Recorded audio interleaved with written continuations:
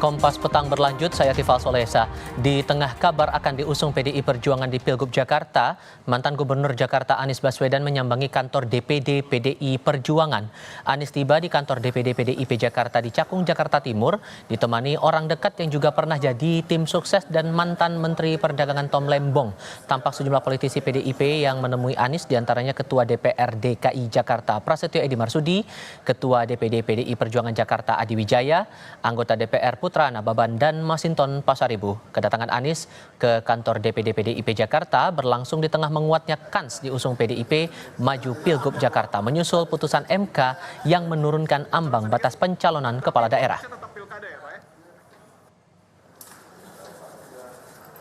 Dalam kunjungannya ke kantor DPD PDI Perjuangan Jakarta, Anies tidak menjawab saat ditanya soal dukungan PDIP untuk dirinya maju di Pilgub Jakarta. Ia justru memuji sikap konsisten PDIP sebagai penjaga demokrasi. Kita menyaksikan beberapa hari terakhir, di mana kehidupan kebangsaan kita, kehidupan kenegaraan kita mengalami ujian. Dan dalam situasi ujian seperti itu, kita menyaksikan siapa yang konsisten. Dan saya menyampaikan apresiasi kepada PDI Perjuangan yang konsisten di dalam mengawal konstitusi kita. Politisi PDI Perjuangan Putra Nababan membantah DPD PDI Perjuangan Jakarta menjadi jembatan pertemuan Megawati dan Anies. Menurut Putra, kunjungan Anies ke DPD PDIP sudah sepengetahuan Ketua Umum. Di lain pihak, pimpinan Partai Golkar Ahmad Doli Kurnia optimistis memenangkan Pilkada Jakarta dengan mengusung Ridwan Kamil Suswono. Adanya dinamika sosial yang menolak revisi Undang-Undang Pilkada, Doli mengaku tidak ada tendensi partainya menciptakan Pilkada Jakarta melawan kotak kosong atau paslon settingan.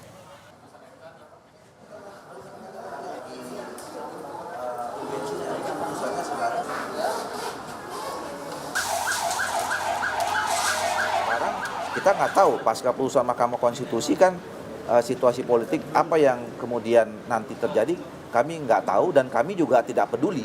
Artinya begitu Ridwan Kamil sudah kami calonkan, sudah punya pasangan, kemudian juga sudah cukup partai-partai politik gabungannya untuk mengusung, ya kami bismillah jalan terus.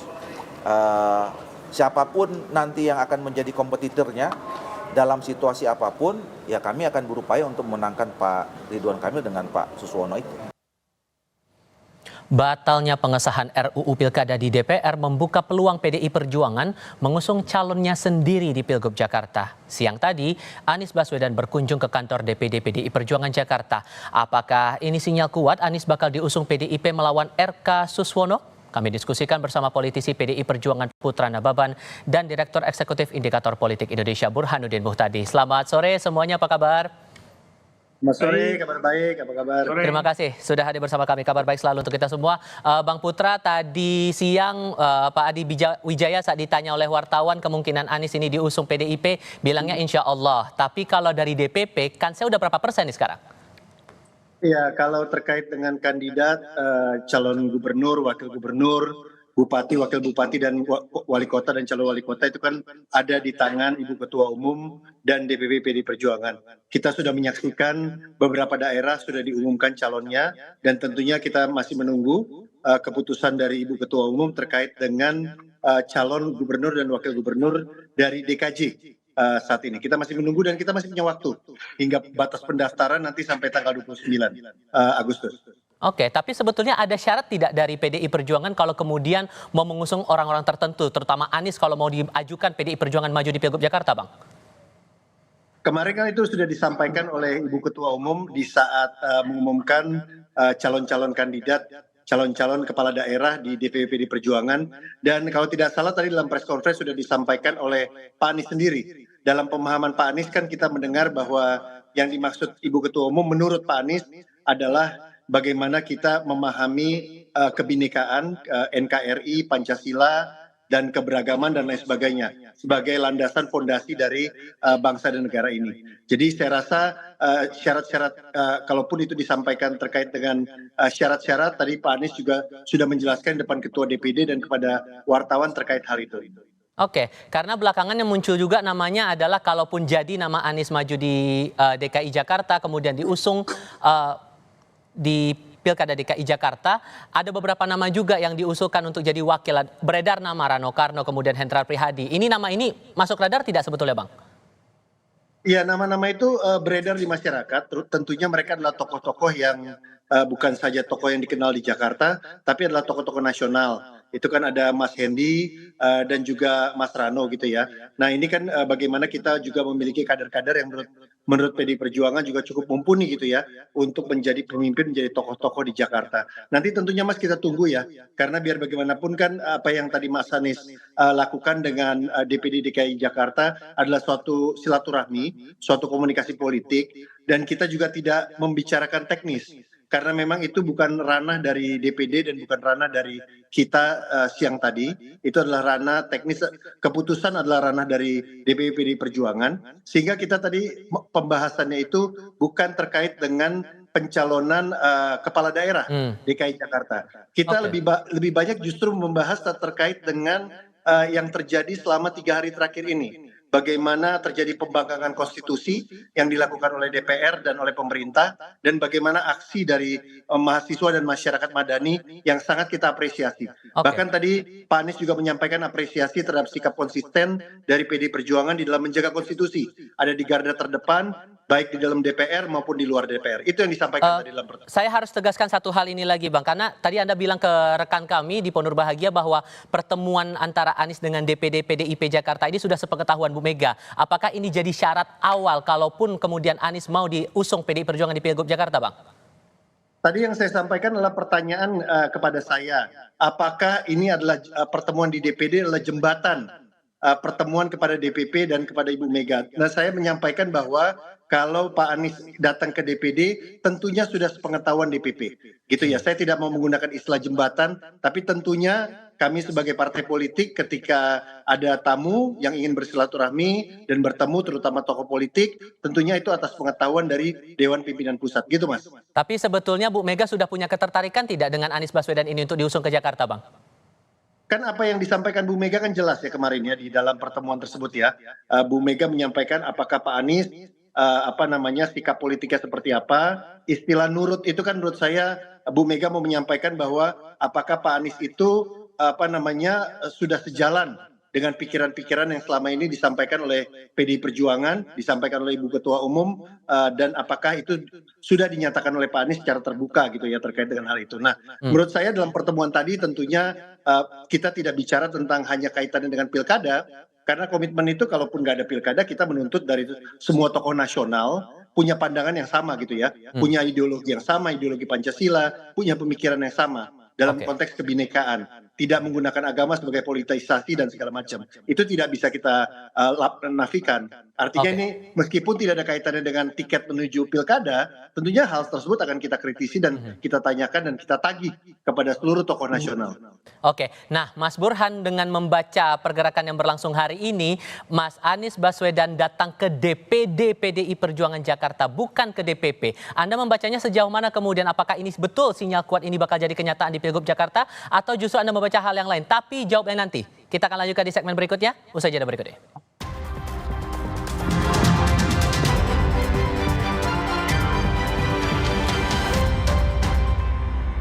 Kami masih melanjutkan diskusi bersama politisi PDI Perjuangan Putra Nababan dan Burhanuddin Muhtadi. Mas Burhan melanjutkan pertanyaan saya menggantung tadi di segmen sebelumnya.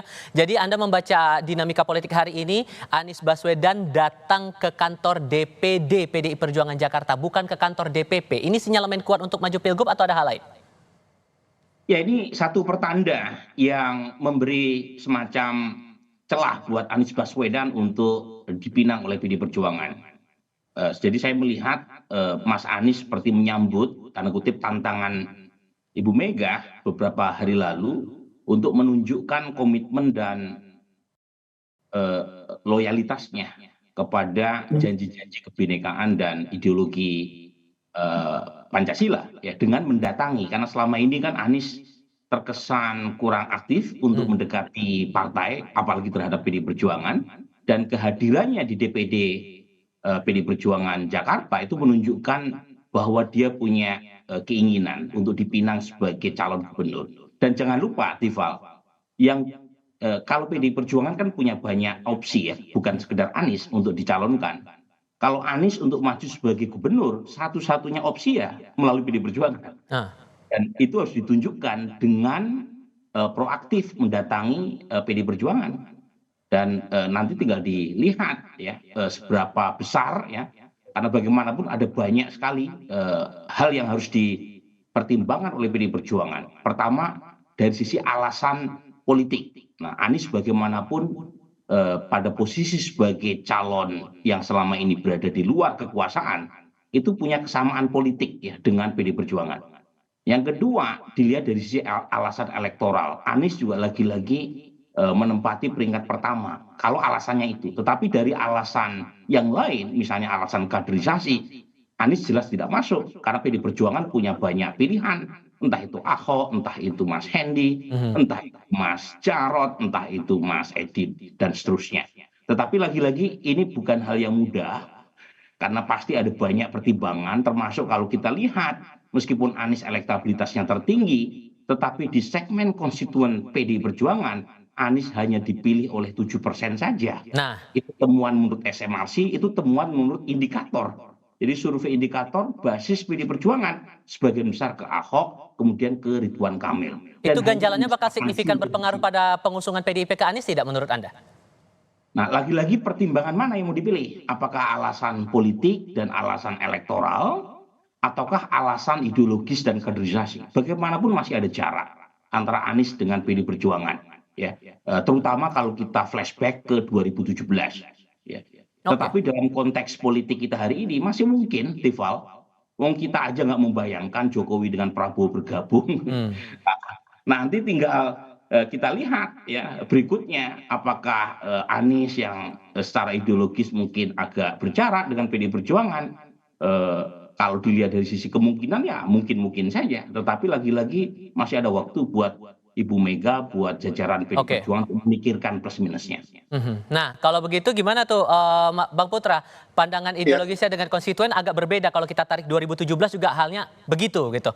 Nah, nanti pendekatan PDI Perjuangan untuk mengusung nama tertentu entah itu Anies atau nama lainnya, pendekatan masalah ideologis kah atau masalah ya yang penting siapapun yang punya peluang menang atau gimana? Ya, biar bagaimanapun kan PDI Perjuangan seperti yang disampaikan oleh Mas Burhan tadi, setelah adanya putusan MK dan ini kita juga sedang mengawal supaya nanti PKPU-nya itu juga sesuai dengan putusan Mahkamah Konstitusi, tidak kembali ditelikung di tengah jalan. PDI Perjuangan bisa mencalonkan calon gubernur dan wakil gubernur pada tanggal 27 sampai 29 nanti.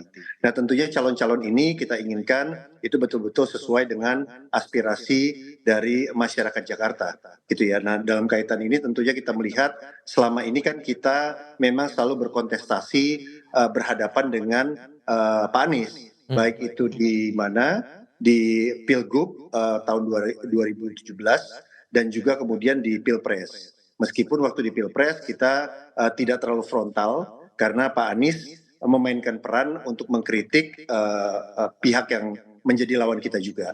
Nah, dalam hal ini tentunya kita harus menjajaki bagaimana kalau memang nanti menjadi keputusan, tentunya kita juga harus menjajaki seperti yang disampaikan Pak Burhan tadi. Tapi kami percaya bahwa pendukung PDI Perjuangan itu akan menerima dan akan juga mendukung putusan dari DPP dalam hal ini Ketua Umum PDI Perjuangan. Kami sudah terlatih dan terbiasa ketika Pak Jokowi waktu itu juga dipilih oleh DPP di tahun 2012 itu juga mendapat dukungan dari seluruh pengurus yang ada di DKI Jakarta.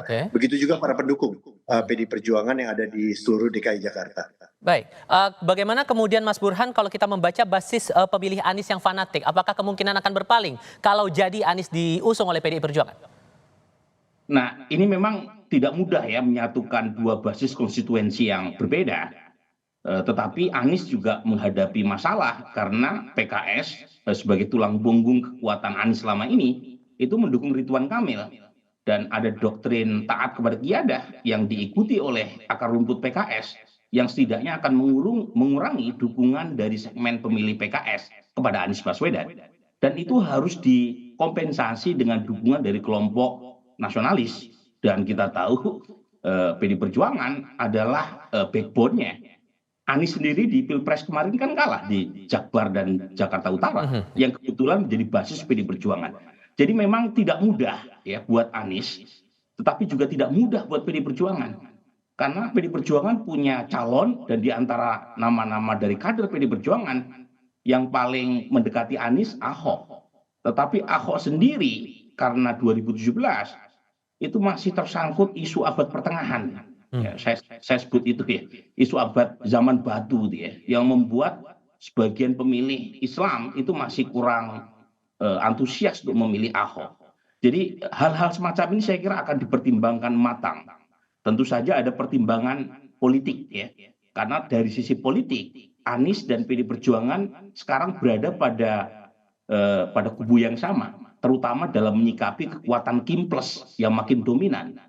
Jadi kalau pertimbangannya itu, saya kira Anies akan dipilih sebagai calon gubernur.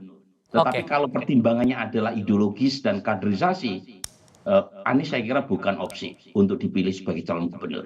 Nah, Bang Putra, ini kan tinggal menunggu keputusan dari PDIP begitu. Nah, apalagi yang akan dipertimbangkan untuk kemudian menyatakan putusan untuk siapa yang akan diusung di Pilkada Jakarta nantinya? Ya, itu menjadi kewenangan dari Ibu Ketua Umum dan DPP ya dalam hal ini ya. Tentunya tadi yang disampaikan Mas Burhan itu benar sekali. Kita juga mempunyai kader-kader yang sangat mumpuni, yang sangat dekat dengan akar rumput PD Perjuangan, dan bahkan bisa bukan hanya PD Perjuangan tapi para simpatisan dan pemilih dari PD Perjuangan, bukan hanya kader dan anggotanya saja. Kita punya yang cukup banyak kader-kader yang mumpuni, dan tentunya dalam hal ini kita masih membuka komunikasi politik dan silaturahmi dengan Pak Anies. Nah, tentunya kan pandangan-pandangan Pak Anies yang selama ini kita sudah lihat kan ada track recordnya semua ya, bukan hanya pandangan yang baru disampaikan beberapa jam yang lalu, tapi bagaimana Pak Anies menyampaikan pandangannya ketika Pilpres dan saat debat Capres, dan juga saat setelah selesai pemilihan kan kita monitor terus, dan kita tentunya mengevaluasi pandangan-pandangan dan pikiran-pikirannya Pak Anies dalam hal ini, dan tentunya itu menjadi bahan pertimbangan buat pimpinan di dalam menentukan pilihannya. Tapi yang disampaikan Pak Burhan sangat betul sekali, bahwa PD Perjuangan tidak kekurangan kader.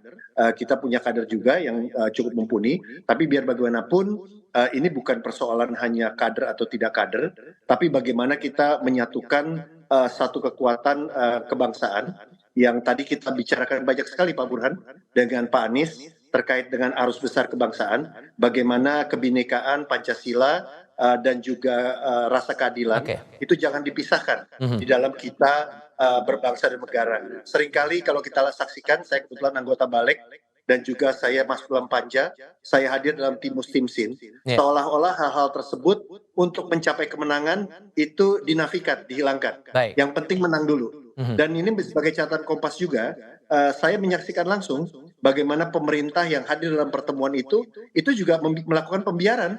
Artinya sudah jelas itu adalah putusan Mahkamah Konstitusi, tapi pemerintah mengikuti mana yang mayoritas. Padahal yang mayoritas itu bisa salah. Dan akibatnya kita melihat bagaimana mahasiswa dan masyarakat madani bahkan bukan tanda petik lagi, menjebol tembok DPR untuk menyatakan ketidaksetujuannya. Nah, hal-hal seperti ini harusnya menjadi bahasan kita, bukan hanya sekedar punya KTA atau tidak, kader atau tidak, ya masuk PDI atau tidak dan lain sebagainya. Nah, kita kurang membahas terkait hal ini, tapi lebih suka membahas tentang teknis-teknisnya saja gitu loh. Karena tentu ini juga namanya patut dicermati begitu sejauh mana elektabilitas dari pasangan calon begitu. Oke, saya terakhir ke Mas Burhan kalau begitu. Kalau melihat nama Anies punya potensi untuk diusung PDIP, Anda membacanya di akar rumput PDIP setuju juga atau enggak nih? Ya, kalau didasarkan pada survei hari ini ya, sebelum PD Perjuangan mengeluarkan keputusan, masih tinggi resistensi dari akar rumput PD Perjuangan. Kan susah juga membayangkan orang seperti Mas Guntur Romli ya, orang seperti elit PD Perjuangan yang dulu sangat kritis terhadap Mas Anies, tiba-tiba mendukung Mas Anies, kan perlu waktu kan untuk itu. Nah, tetapi lagi-lagi kalau pertimbangannya adalah perlunya penyatuan kekuatan oposisi terhadap dominasi Kim Plus, saya kira mengusung Anies bagian dari opsi yang perlu dipertimbangkan. Karena jangan lupa PD Perjuangan sekarang menjadi satu-satunya kekuatan oposisi formal. Dan itu jauh dari cukup untuk memberi perimbangan terhadap kekuasaan. Dan Anies adalah representasi dari tokoh oposisi di luar parlemen.